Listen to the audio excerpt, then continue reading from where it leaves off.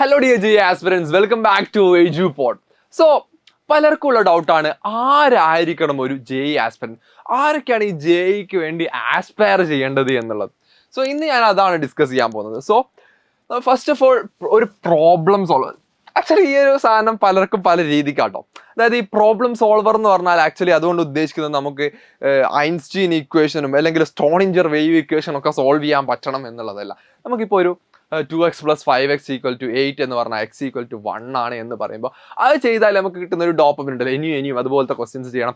ആ ഒരു level of തിങ്കിങ്ങും ആ ഒരു ലെവൽ ഓഫ് ഡോപ്പമിൻസ്, ക്വസ്റ്റ്യൻ ചെയ്താൽ ഡോപ്പമിൻസും സാധനങ്ങളൊക്കെ കിട്ടുന്ന ആളെ സംബന്ധിച്ചിടത്തോളം ഈ പ്രോബ്ലം സോൾവർ എന്ന് പറയുന്നത് തന്നെ ഒരു ഇതുണ്ട്. ആക്ച്വലി ബൈ പ്രാക്ടീസ് ആണ് നമ്മൾ ഭയങ്കരമായിട്ടുള്ള പ്രോബ്ലം സോൾവർ ആയി മാറുക. അപ്പോൾ ആ പ്രാക്ടീസ് ചെയ്യാനുള്ള മൈൻഡ് സെറ്റ് എന്ന് വെച്ചാൽ ഈ ഒരു ഡോപ്പമിൻ ആണ് ആക്ച്വലി. അപ്പോൾ നമുക്കിങ്ങനെ എക്സാംസ് ഇങ്ങനെ ക്വസ്റ്റ്യൻസ് ചെയ്യുമ്പോൾ ആ ഒരു ഡോപ്പമിൻ നിങ്ങൾക്ക് കിട്ടുന്നുണ്ടെങ്കിൽ ആക്ച്വലി നിങ്ങൾക്കും ആ ഒരു ബൈ പ്രാക്ടീസ് നിങ്ങൾക്കും ഒരു പ്രോബ്ലം സോൾവർ ആവാൻ പറ്റും എന്നുള്ളതാണ് അത് ഇൻഡിക്കേറ്റ് ചെയ്യുന്നത്.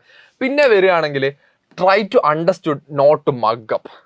അതായത് പലപ്പോഴും നമ്മുടെ ഫിസിക്സ്, കെമിസ്ട്രി, അതോടൊപ്പം തന്നെ മാത്തമാറ്റിക്സിലേക്ക് വരികയാണെങ്കിൽ പല കോൺസെപ്റ്റുകൾ, ഇനോർഗാനിക് കെമിസ്ട്രിയിൽ പല ചെറിയ ടോപ്പിക്കുകളും ചെറിയതായിട്ട് നമ്മൾ ബൈ ഹാർട്ട് ചെയ്യേണ്ട വരുമെങ്കിൽ പോലും മെജോറിറ്റി ഓഫ് പാർട്ട് ജെഇ മെയിൻസിലേക്ക് വരികയാണെങ്കിൽ അത് നന്നായി അണ്ടർസ്റ്റുഡ് ചെയ്ത് ആ ഒരു കോൺസെപ്ഷ്യൽ ലെവൽ ഓഫ് തിങ്കിങ് വേണ്ട ക്വസ്റ്റ്യൻസ് ആണ് ആക്ച്വലി നമ്മുടെ ജെഇ മെയിൻസിനൊക്കെ വരുന്നത്. സോ അത് അണ്ടർസ്റ്റുഡ് ചെയ്യുക, അതായത് നിയർലി ചുമ്മാ ഇങ്ങനെ ആയാലും ഇങ്ങനെ, അങ്ങനെ വന്നാൽ ഇങ്ങനെ, ആ രീതിക്കല്ലാതെ എന്തുകൊണ്ട് അങ്ങനെ വന്നു, ആ ഒരു ഇൻട്രസ്റ്റ് ഉള്ള ആൾക്കാരാണ് കേട്ടോ ആക്ച്വലി നമ്മുടെ ജെഇക്ക് ആസ്പയർ ചെയ്യേണ്ടത് എന്ന് പറഞ്ഞാൽ. അതോടൊപ്പം തന്നെ നമ്മുടെയൊക്കെ ക്ലാസ്സുകളിൽ ഇപ്പോൾ NIT എന്നൊക്കെ സാർമാർ പറയുന്നതാണ് ഈ റിസർച്ചർമാർ ഡിസ്കവർ ചെയ്യും, എഞ്ചിനീയേഴ്സ് അതിനെ അപ്ലൈ ചെയ്യും എന്നുള്ളത്. ഇപ്പോൾ നമ്മൾ ഒരുപാട് നിർമ്മിതികളും അതോടൊപ്പം തന്നെ ലോകാത്ഭുതങ്ങളിലൊക്കെ എടുക്കുകയാണെങ്കിൽ പലതും എഞ്ചിനീയറിംഗ് അത്ഭുതങ്ങളാണ്. ഇപ്പോൾ പനാമ കനാലൊക്കെ പോലെ അതൊക്കെ ഒരുപാട് പ്രോബ്ലംസും ഒരുപാട് മാത്തമാറ്റിക്കൽ കാൽക്കുലേഷൻസും സാധനങ്ങളൊക്കെ ചെയ്തിട്ടുണ്ടാക്കുന്നതാണ്. സോ ഒരു നല്ലൊരു കാൽക്കുലേഷൻസും അതോടൊപ്പം തന്നെ ഒരു പ്രോബ്ലം സോൾവർ ആവാനുള്ള താല്പര്യവും നിങ്ങൾക്ക് ഉണ്ടായിരിക്കണം. പിന്നെ വരുന്ന കാര്യമാണ് ലോങ് ടേം കൺസിസ്റ്റൻസി.